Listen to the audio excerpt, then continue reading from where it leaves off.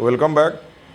हम लोग परिवहन तंत्र पढ़ रहे थे। पिछले क्लास में हृदय के बारे में जानकारी लिए थे, हार्ट में। तो हार्ट चैप्टर चल रहा है। तो दो रक्त नलिका, एक आर्टरी, दूसरा वेन के बारे में जानकारी लिए। आर्टरी यानी धमनी शुद्ध रक्त को हृदय से शरीर की ओर ले जाता है, जिसमें अपवाद है पल्मोनरी आर्टरी। दूसरी ओर वेन है जो डाउनवार्ड में अशुद्ध रक्त को शरीर से हृदय की ओर ले जाता है, उसका भी एक अपवाद है पल्मोनरी वेन। तो अब हम लोग एक छोटा सा बात यहाँ जान लें कि वेन और आर्टरी में क्या अंतर है। तो दो कॉलम ले लेंगे।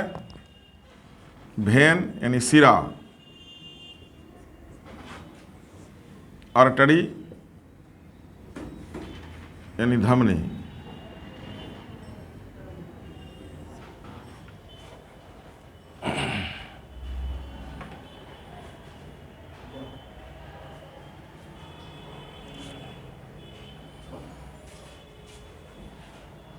हम लोग देखे थे कि वेन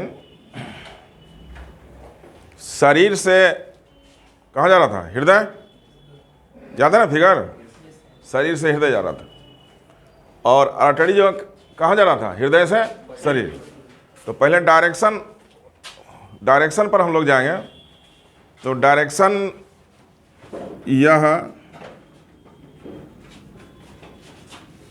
अशुद्ध रक्त को शरीर से हृदय की ओर ले जाता है।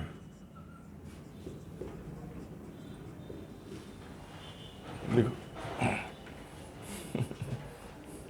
लिखते जाओ भी तुम लोग।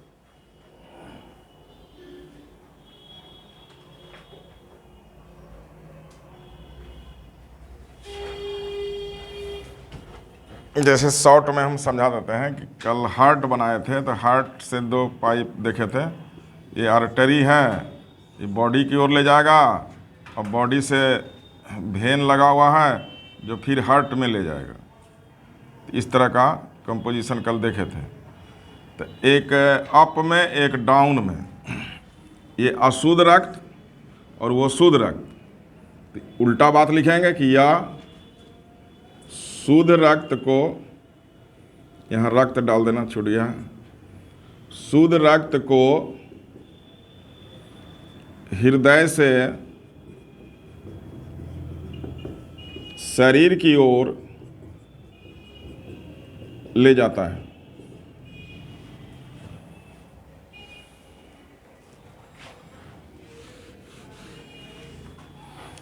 तो एक ले जा रहा है अशुद्ध, दूसरा ले जा रहा है क्या? शुद्ध, जिसमें अपवाद भी था।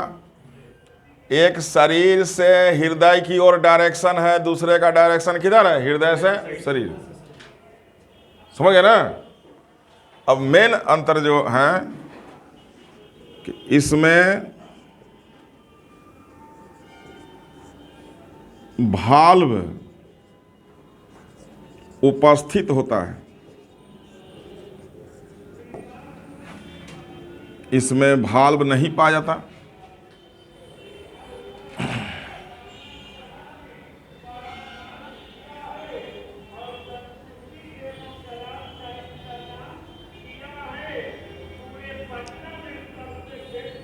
हर जगह कॉन्सेप्ट है, ध्यान दीजिए कि हृदय है। मान लीजिए हम लोग का हृदय यहाँ देख रहे हैं, बायां भाग, ठीक है ना?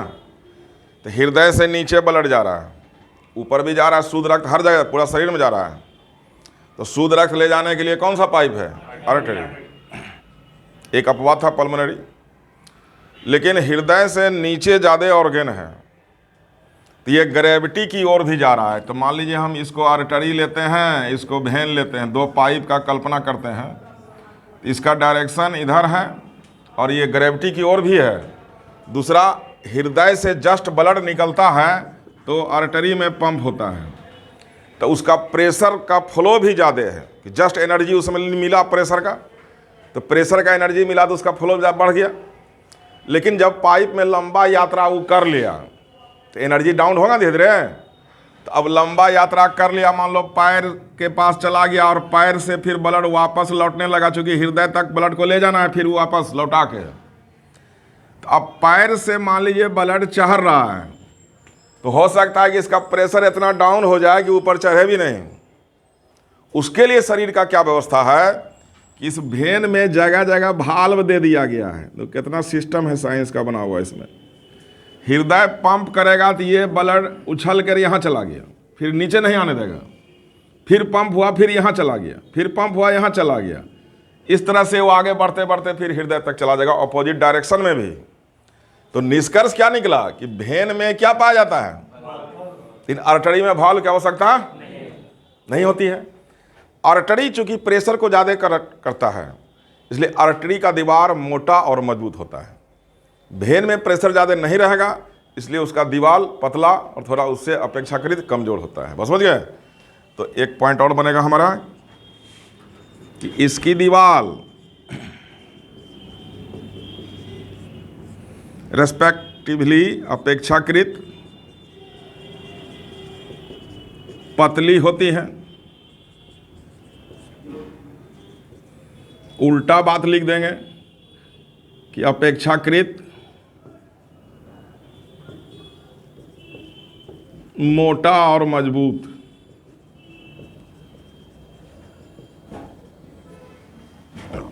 होती है।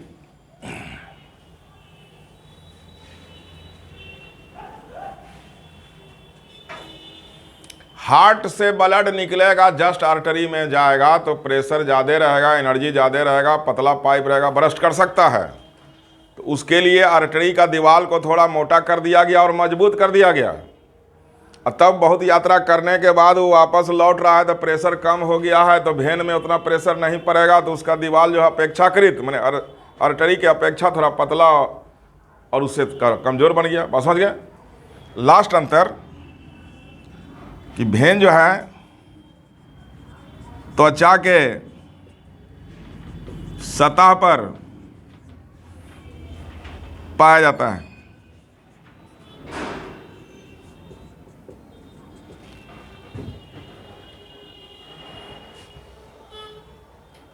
कटने न रहा, देख लो। त्वचा के सतह पर पाया जाता है, superficial.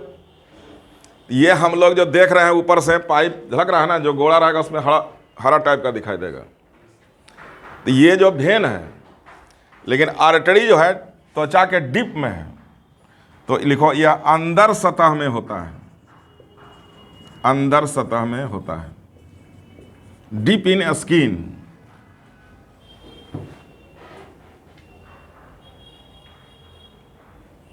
Superficial and second is deep. एक अंतर ये हुआ हमारा। तो दिखाई जो देने वाला है पाइप ऊपर से वो भेन है, नहीं दिखाई देगा वो आर्टरी। हाँ, और डीप है। मान लीजिए चीरा लगाएंगे तो अंदर मिलेगा हमको।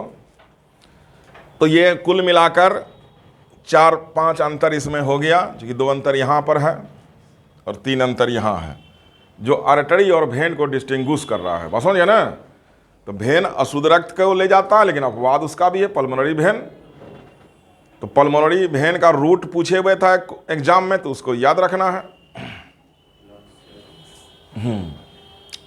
अब एक प्रश्न यहां पर डाल दीजिए। अब देखिए कंपटीशन में कैसे कैसे क्वेश्चन पूछता है। जब बढ़िया से पढ़ेंगे तो सब क्लियर हो जाएगा। क्वेश्चन लिखिएगा कि जीवन रक्षक औषधि, इमरजेंसी ड्रग्स, जीवन रक्षक औषधि किस रक्त नलिका में दी जाती है?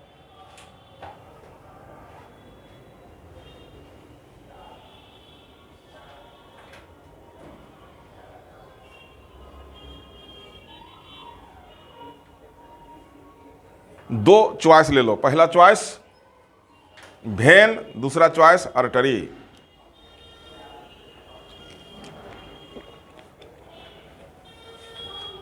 आंसर बताओ।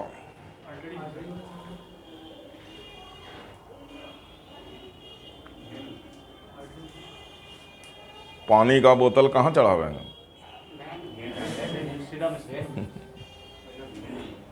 एक तो मुद्दा आके कहाँ चढ़ावेंगे, दूसरा मुद्दा आगे क्यों चढ़ावेंगे भेन में। दोनों बात बोलना पड़ेगा ना।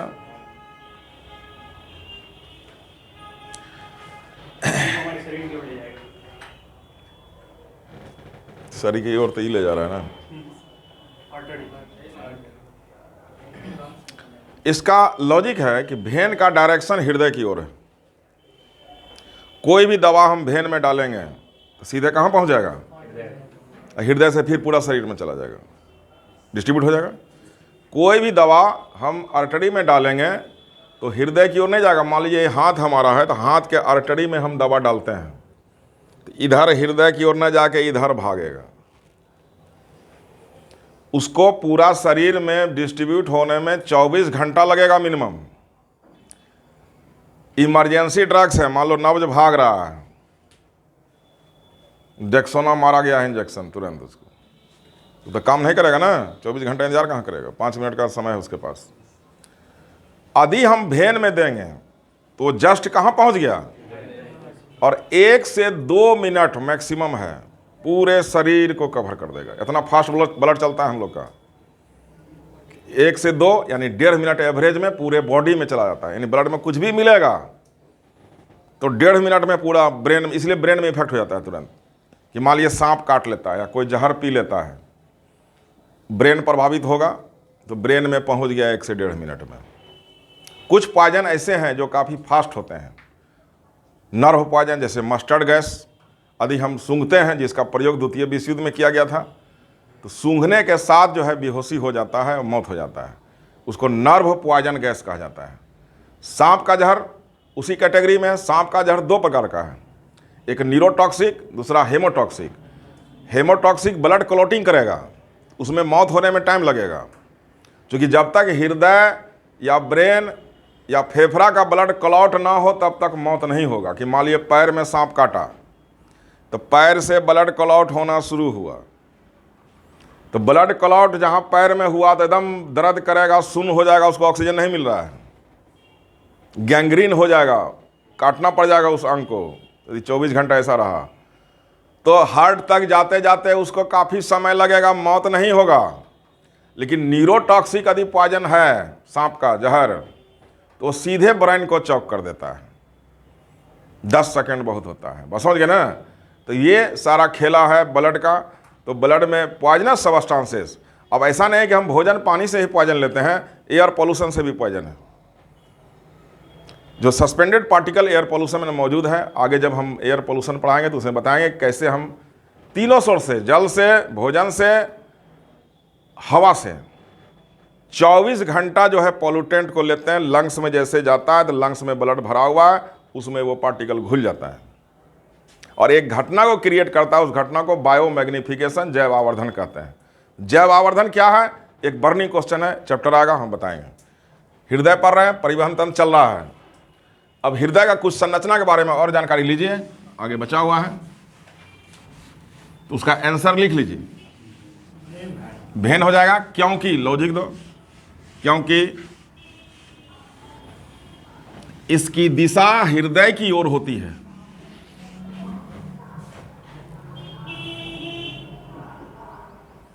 आजकल तो ऐसा भी करता है ना कि क्वेश्चन लिख दिया, स्टेटमेंट बनाता है कि निम्न में कौन सा कथन सत्य है, उसी में 4 गो लॉजिक देगा। तो सही लॉजिक ना पकड़ना हमको, क्योंकि डोज बढ़ते जा रहा है क्वेश्चन का भी। कंसेप्ट क्लियर रहेगा तो कितना डोज देगा तो कोई दिक्कत नहीं। हृदय हम लोग पढ़े थे, तो हृदय का एक समान आकृति है जो आवरण से घिरा हुआ है। तो हृदय के इस लोकेशन में देखो, दीवार हम देख रहे हैं, अंदर नहीं देख रहे हैं। 4 भाग हृदय का था, ऊपर ऑरिकल, नीचे वेंट्रिकल। ऑरिकल 2 भाग में, लेफ्ट ऑरिकल और राइट ऑरिकल। तो राइट ऑरिकल के थोड़ा सा ऊपर वाला भाग में एक संरचना लगा होता है। इस संरचना को पेस मेकर कहा जाता है। नाम सुना होगा।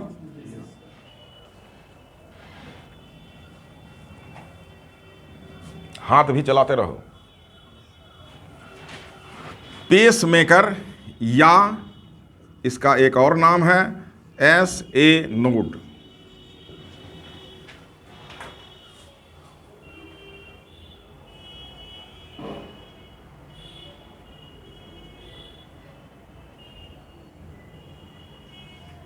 साइनो ऑरिकुलर नोड इसका पूरा नाम है। पहले कार्य प्रणाली को समझ लीजिए, फिर हम लिखा देंगे। पेस मेकर क्या है?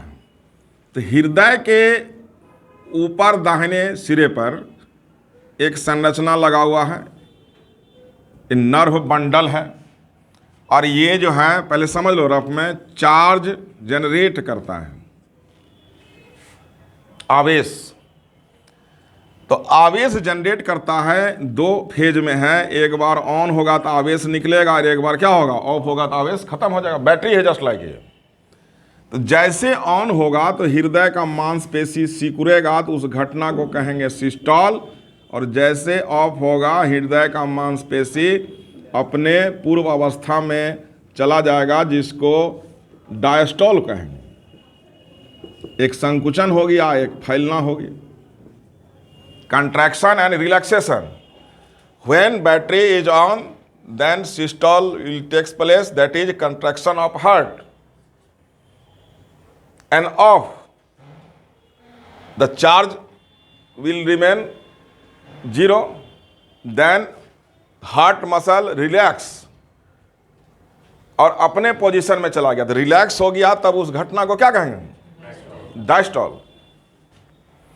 एक बार सिस्टॉल एक बार डायस्टॉल, सिस्टॉल डायस्टॉल, सिस्टॉल डायस्टॉल। अब इसका साउंड निकलता है लब डप, लब डप।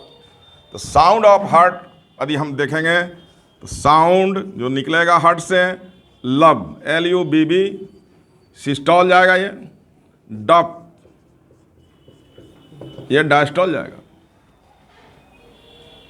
और एक साउंड निकलता है सब, इसको हार्ट मरमर कहते हैं, यानी हृदय में भाल में खराबी आ गया, साउंड से पकड़ाता है। हृदय के भाल में खराबी आ गया, ऐसा साउंड निकलेगा। सिस्टॉल डायस्टॉल। हृदय से इंफ्रासोनिक वेव निकलता है, साउंड जो है वो भी क्वेश्चन है। इंफ्रासोनिक पढ़ता होगा साउंड में, तो इंफ्रासोनिक दो जगह से याद रखना, एक भूकंप का तरंग है इंफ्रासोनिक, दूसरा हृदय का धड़कन जो है वो इंफ्रासोनिक। तो यहीं पर नोट कर लो, सब कलेक्शन हो जाएगा तुम्हारा। ये जो साउंड होगा वो इंफ्रासोनिक होगा। अब सर्व हिंदी वर्ड है,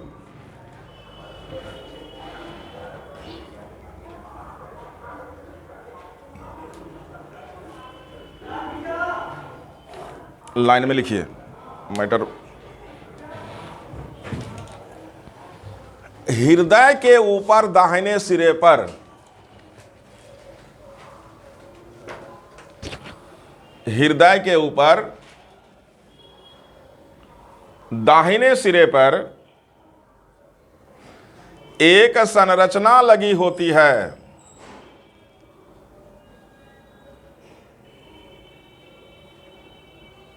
जिसे पेसमेकर कहते हैं।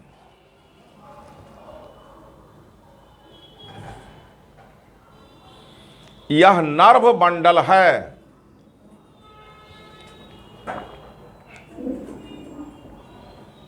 जो आवेश उत्पन्न करता है। आवेश, चार्ज उत्पन्न करता है, जिसके कारण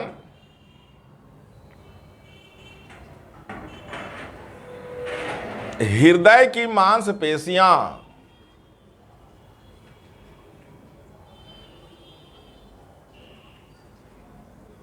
सिकुड़ती है।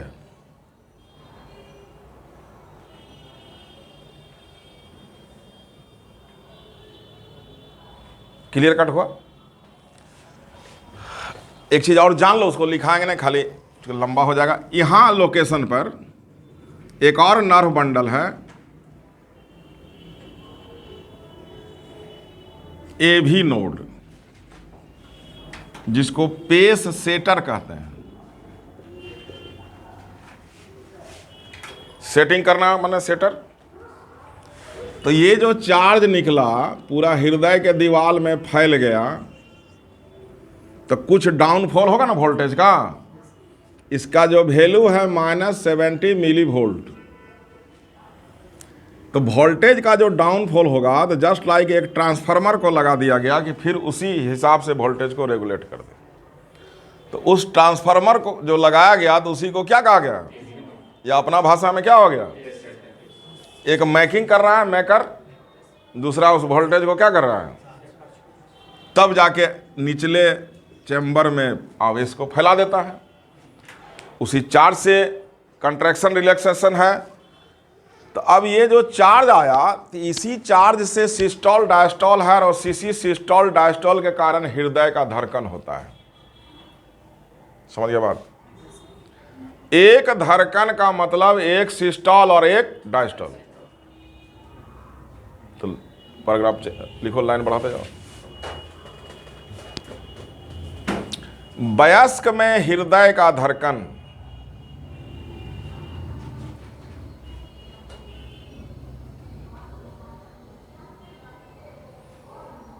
कितना वैल्यू है, बराबर करके लिखो, बोलो।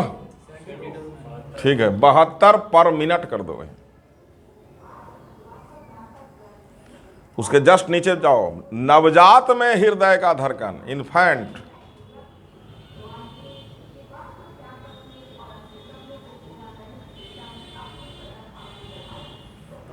एक 110 प्रति मिनट। ठीक है, नेक्स्ट, ऊंचाई पर जाने से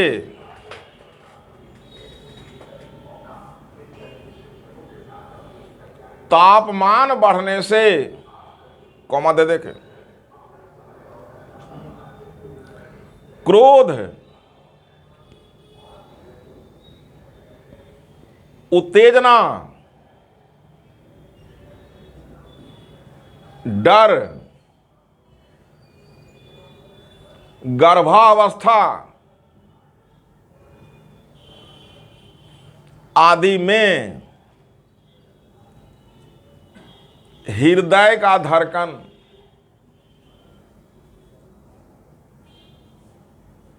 क्या हो जाएगा, बढ़ जाती है। जबकि उसी लाइन में चलते रहो,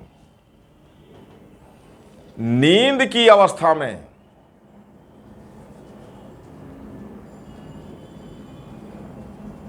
इसका मान थोड़ा स्लाइटली कम हो जाता है।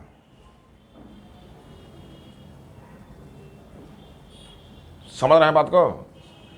नींद आने के लिए बीपी 2% 4% डाउन होना चाहिए, बहुत ज़्यादा नहीं तो दिक्कत करेगा। 2% डाउन हो जाएगा तब नींद आवेगा। उत्तेजना है, क्रोध है, डर है, बीपी बढ़ जाएगा 5% 10%। तो क्रोध उत्तेजना की स्थिति में नींद नहीं आवेगा। मानसिक तनाव, तो एक दिन नहीं आया या 4 घंटा लेट से आया, 2 दिन 4 दिन 5 दिन 10 दिन महीना साल, कंडीशन आगे बढ़ेगा। डिप्रेशन, डिप्रेशन एक साइकोलॉजिकल डिजॉर्डर है, उसका इलाज में नींद का टैबलेट देता है बस। वो कितना है परसेंट वो डॉक्टर तय करता है क्या दिया जाए। या फिर मानसिक योग है, हम लोग का योग में भी बहुत अच्छा माने साइंटिफिक नींद लाने के लिए सिखाया जाता है कि जो बड़ा बड़ा सेलिब्रिटी है, मान ली नरेंद्र मोदी जी हैं, उनका रिकॉर्ड है कि 15 सेकंड में नींद आ जाता है। बेड पर जाएंगे 15 सेकंड में नींद में आ जाएंगे। 3.5 घंटा सोते हैं। डीप स्लीप एक अलग मुद्दा है, और सोने का 8 घंटा सो रहा है, छटपट कर रहा है, इधर उठ रहा है कभी उधर उठ रहा है।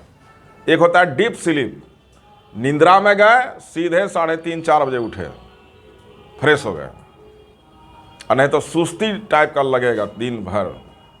तो नींद भी स्वास्थ्य के लिए जरूरी होता है, और पोषक तत्व लवण, विटामिन, जल, ग्लूकोज, ये चीज़ जरूरी है, तब फ्रेशनेस रहेगा। कि फ्रेशनेस ऐसे नहीं रहता है। तो अब ब्लड प्रेशर भी एक मुद्दा है नींद के लिए। तो गुस्सा में नींद नहीं आवेगा, या डर में नींद नहीं आएगा कि मान लीजिए भूत देख लिए रात में 2 बजे, तो दिमाग में बैठ गया कि भूत आवेगा, फिर दिमाग से कंट्रोल है वो एड्रिनलिन ग्रंथि को एक्टिव करता है। एड्रिनलिन हार्मोन निकलता है एड्रिनल ग्लैंड से, ब्लड प्रेशर को बढ़ा देता है। केवल सोच से, कि हम सोचेंगे, खाली सोच से रोआ खड़ा हो जाएगा, ब्लड प्रेशर बढ़ जाएगा, नींद गायब हो जाएगा। या तो डर से, या फिर गुस्सा क्रोध में है, स्ट्रेस में है, तनाव में है, नींद नहीं आवेगा। तो हार्ट बीट एक मुद्दा होता है नींद नहीं आने का, यानी चूंकि हार्ट बीट ब्लड प्रेशर से रिलेशन रखता है। तो अब 1 मिनट में कितना धड़कन हम बताए थे, तो आगे लिखो, लाइन को बढ़ाते जाओ, मैथमेटिक्स है। एक धड़कन में लगने वाला समय, टाइम फॉर 1 बीट, एक धड़कन में लगने वाला समय, what will be the time for 1 beat. Calculate करो, सोचने से नहीं होगा।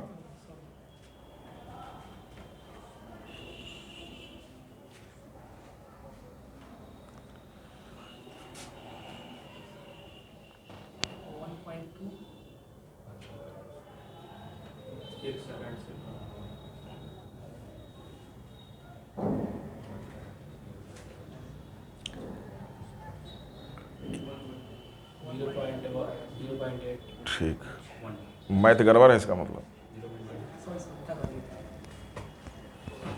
मैथ गड़बड़ है। 1 मिनट में कितना है, तो मिनट को हम सेकंड में बदल देना, तो 72 बार धड़कता है 60 सेकंड में। तो एक बार धड़केगा कितना में, तो गुना भाग करेंगे कितना हो जाएगा। 1.2 जो किया, तो 1 मिनट में 60 सेकंड है, तुमको 1.2 करेगा तो 72 से भी ज़्यादा सेकंड चल जाएगा। समझा जी, तब ना 72 पे जाएगा हिसाब। फिर लाइन को चेंज करो। एक धड़कन में, हृदय में बहुत मैटर है, पढ़ोगे तो एकदम इंटरेस्टिंग सब चीज है हृदय। एक धड़कन में हृदय से निकलने वाली रक्त की मात्रा,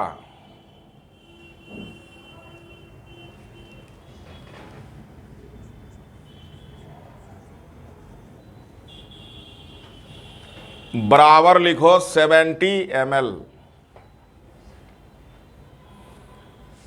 इसको कार्डिक आउटपुट बोलते हैं अंग्रेजी में, कार्डिक आउटपुट।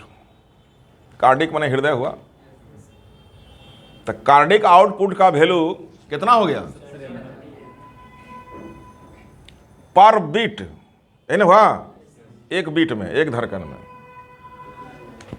एक धड़कन में कितना ब्लड निकला, अब लिखो, इसलिए 1 मिनट में। अब दिमाग लगाओ जल्दी से, हमारा काम खत्म हो गया, मैथमेटिक्स आ गया।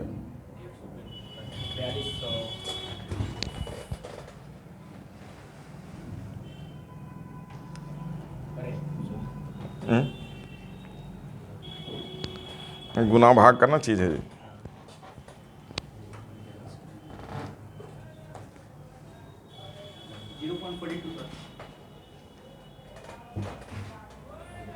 एक धड़कन में कितना ml, 1 मिनट में कितना,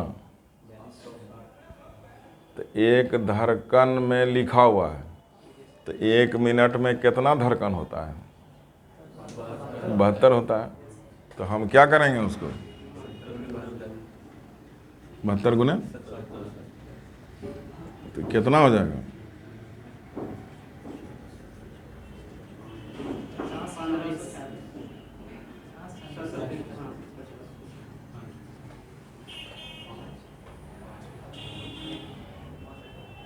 दिमाग खोल कर आओ, साइंस पढ़ रहा है ना, दिमाग एकदम फ्री रखना पड़ेगा, नहीं तो रात में सो के आओ तब फ्रेश से पढ़ाएंगे कल।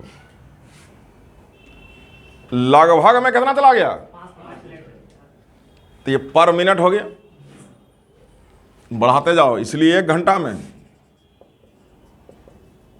सीधे आंसर बोलते जाओ। कितना से गुना करेंगे, आंसर 300 लीटर। इसलिए 24 घंटा यानी एक दिन।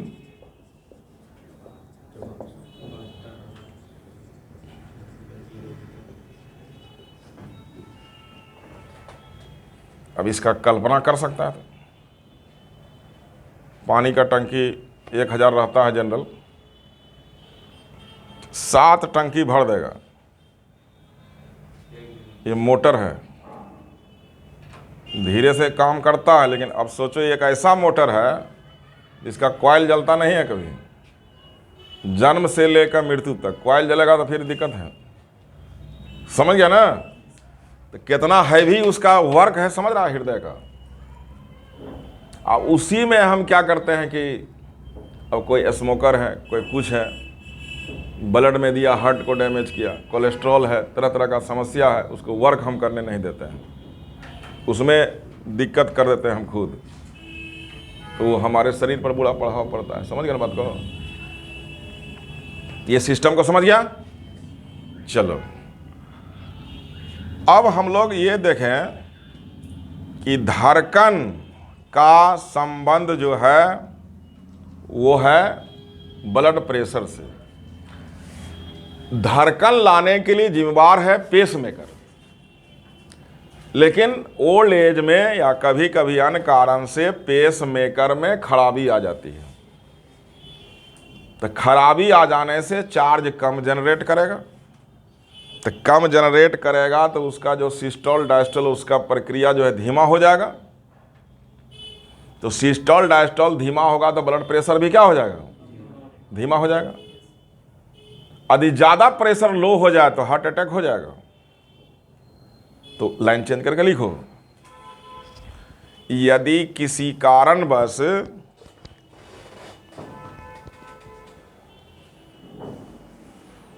पेसमेकर में खराबी आ जाए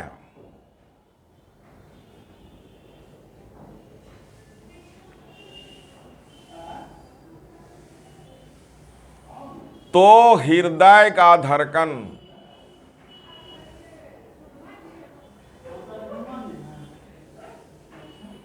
प्रभावित होता है,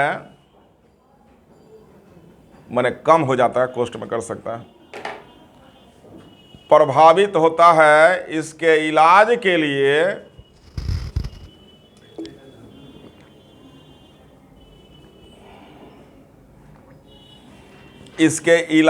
लिए आर्टिफिशियल पेसमेकर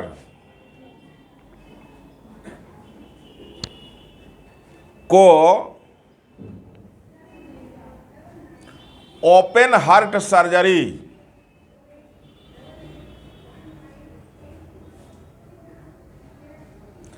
या बाईपास सर्जरी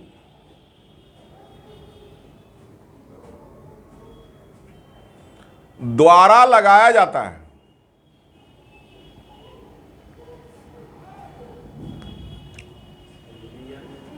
द्वारा लगाया जाता है। पेसमेकर लगा दिए। अब दो टर्मिनोलॉजी हमारे पास आ गया, तो एक लाइन और लिख लो, तब हम बताते हैं। उसी लाइन में चलो कि आर्टिफिशियल पेसमेकर में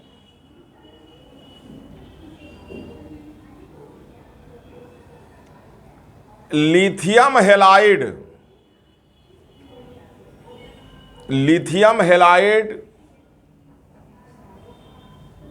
का प्रयोग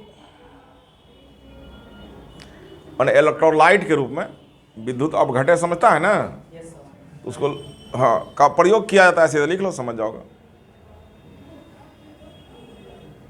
अब समझो बात को कि बैटरी कई तरह का है, लेक्लांसे सेल, वोल्टा सेल है ना, इलेक्ट्रॉनिक सेल। मोबाइल का जो बैटरी है उसमें लिथियम कंपाउंड रहता है।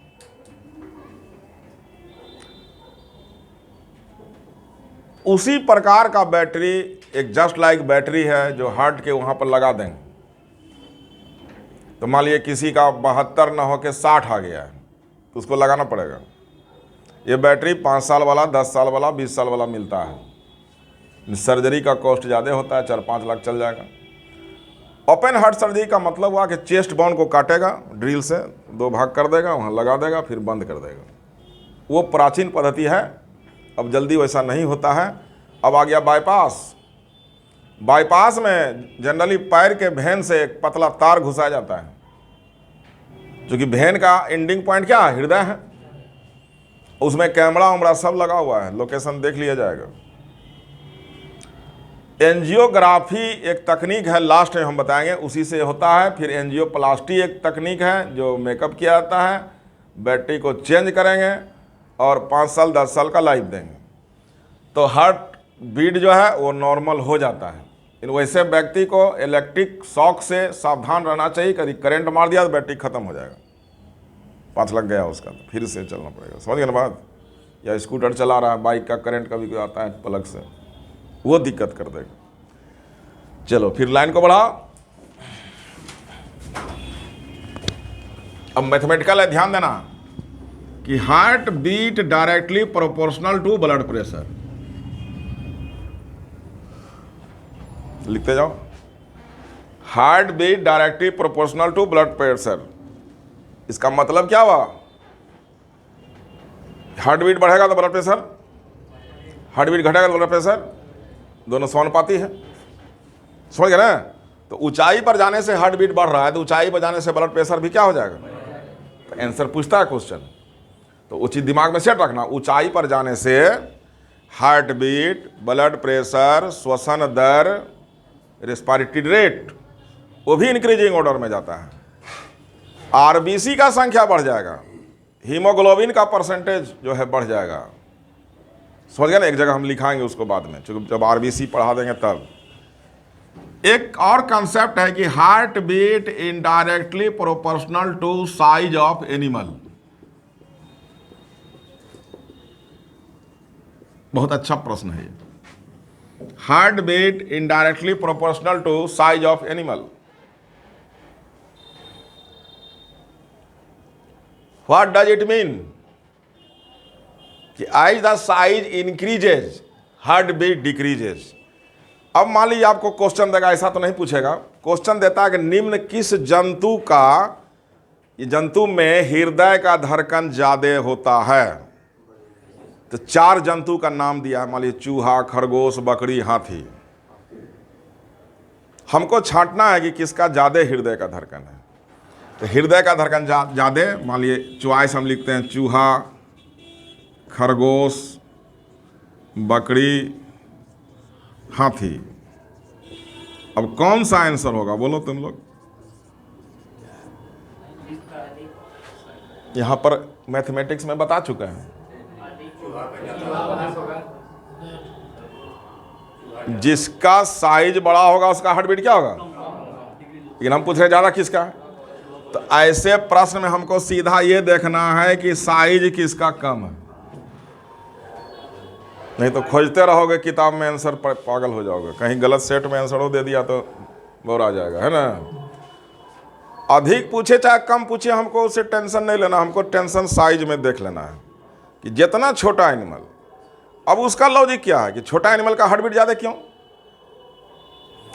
जितना वस्तु का आकार छोटा होता है उसका सरफेस एरिया उतना ज्यादा होता है। गजब का लॉजिक। अमीबा को पर सेल है, अमीबा दिखाई नहीं देता है, लेकिन उसका सरफेस एरिया ज़्यादा होने के कारण, चूँकि वॉल्यूम के हिसाब से, रेशियो से, उसको ज़्यादा ऑक्सीजन डिमांड है। हाथी का सरफेस एरिया कम है चूहा का वॉल्यूम के रेस्पेक्ट में, तो चूहा को ज़्यादा ऑक्सीजन का डिमांड है, इसलिए जल्दी जल्दी सांस लेगा, जल्दी जल्दी हार्ट बीट होगा, जल्दी जल्दी ब्लड प्रेशर होगा। या पक्षी को ले लो छोटा सा, देखना धक धक धक धक मारेगा हृदय उसका। इन हाथी का आराम से धीरे धीरे हृदय चलता है, उसको हड़बड़ी नहीं है। बात समझ गए ना? हड़बड़ी छोटके को ज़्यादा होता है, बड़का को हड़बड़ी नहीं होगा। यानी साइज पर हम लोग चलेंगे। तो ये बात यहाँ तक खत्म हो गया। अब हृदय से संबंधित कुछ विद्वान है, उसके बारे में जानकारी लीजिए।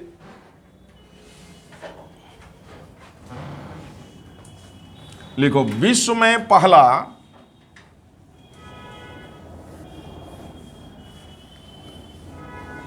हृदय प्रत्यारोपण करने वाले, हार्ट ट्रांसप्लांटेशन, हृदय प्रत्यारोपण करने वाले कौन थे? ठीक है, तो आंसर लिखो डॉक्टर क्रिश्चियन बर्नार्ड।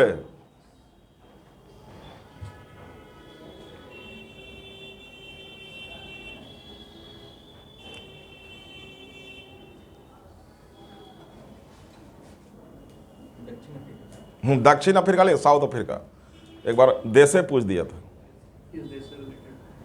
दक्षिण अफ्रीका।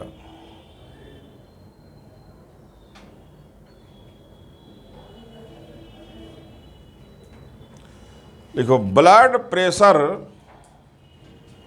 मापने का यंत्र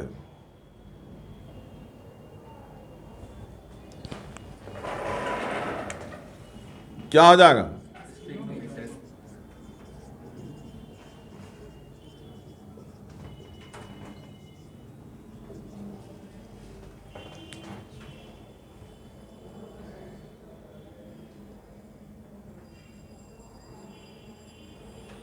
नेक्स्ट, हृदय का धड़कन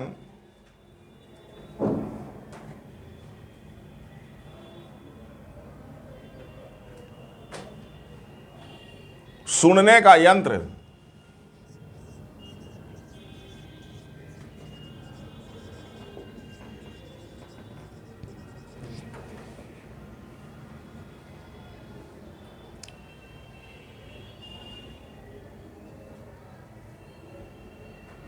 नेक्स्ट, हृदय के विभव पोटेंशियल मापने का यंत्र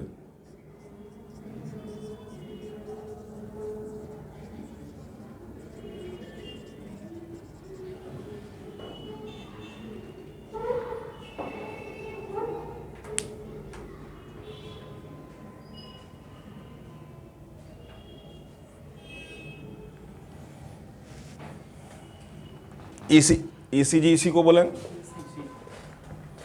तो विश्व में पहला हृदय प्रत्यारोपण किसने किया? यदि भारत लगा देगा तब क्या करोगे? भारत में पहला हृदय प्रत्यारोपण वेणुगोपाल। तो लिख लो उसको भी, सेना की वही पूछ देंगे। भारत में पहला हृदय प्रत्यारोपण करने वाले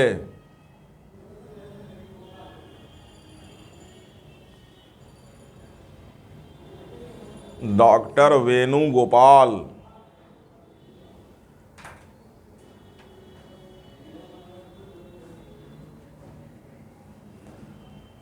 विश्व में प्रथम ओपन हार्ट सर्जरी करने वाले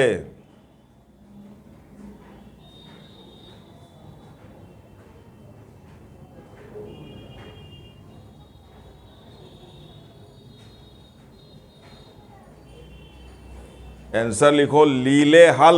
लीले हल।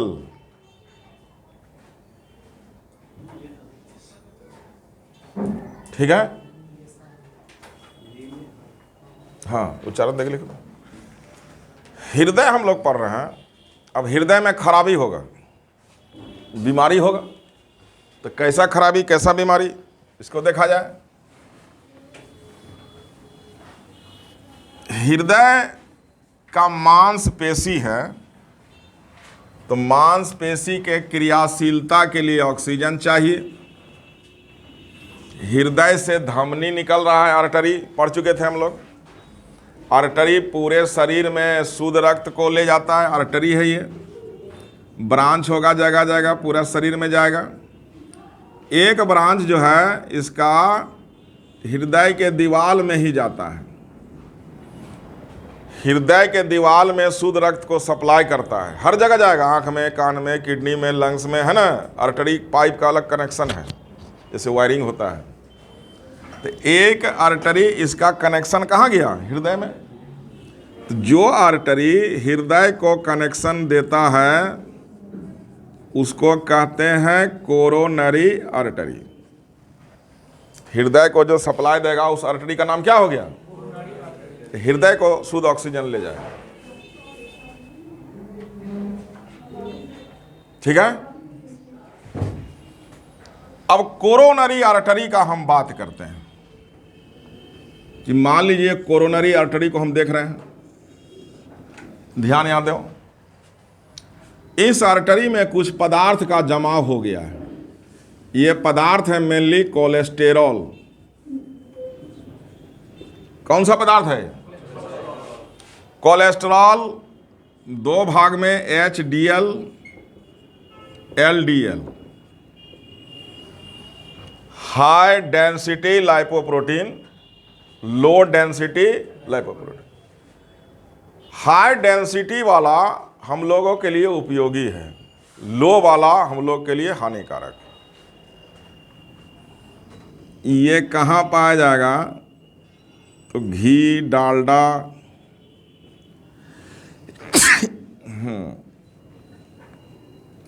और ये जो है रिफाइन में चला जाएगा।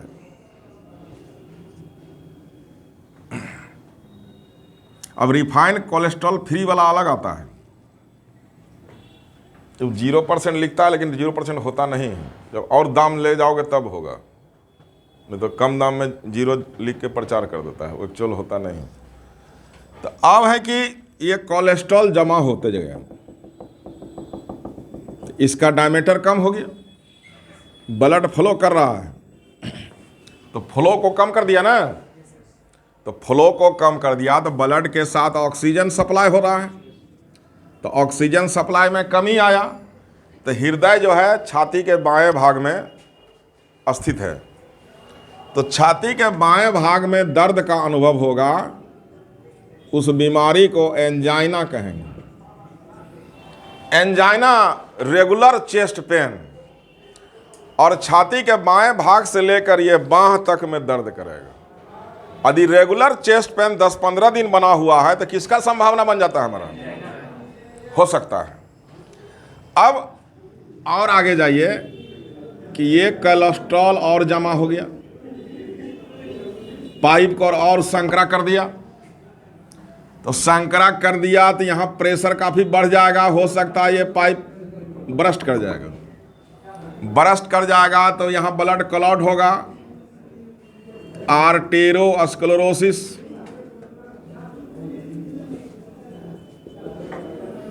अब इस कंडीशन में हार्ट अटैक है। अब अगला स्टेज में है हार्ट ब्लॉक।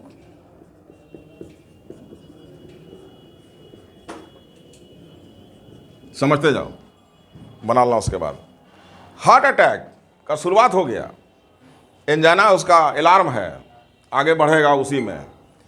जीवन में 3 बार हार्ट अटैक आता है generally.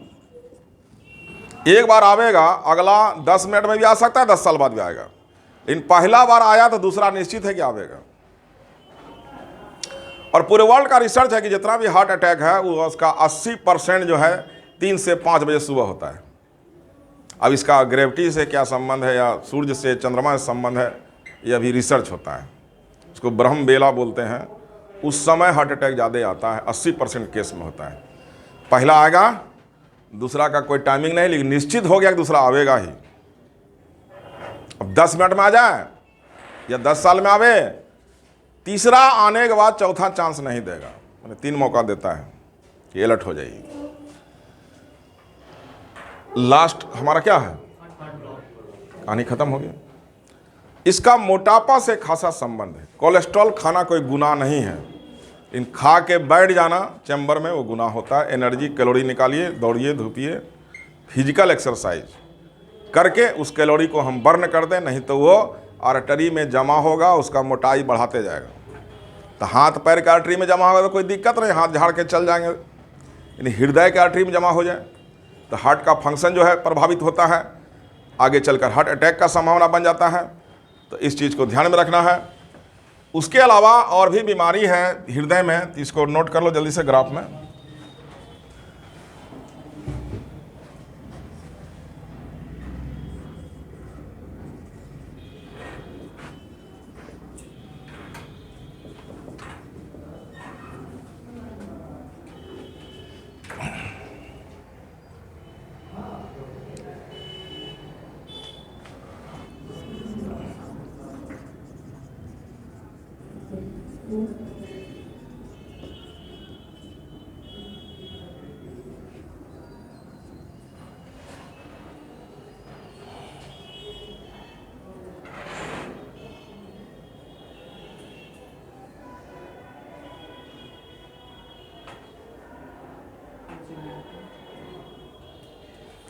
Congenital heart disease viral है, जन्मजात है। Rheumatic heart disease Streptococcus bacteria से है।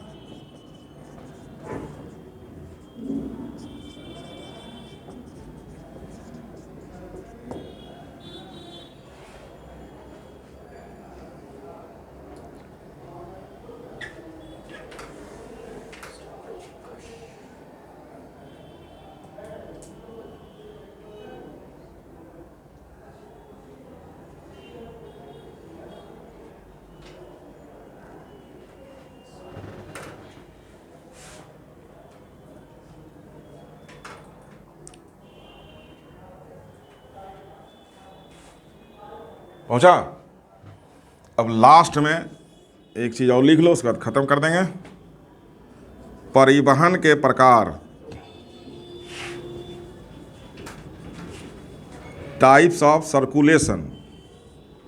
दो प्रकार का सर्कुलेशन है, ओपन सर्कुलेशन और क्लोज्ड सर्कुलेशन।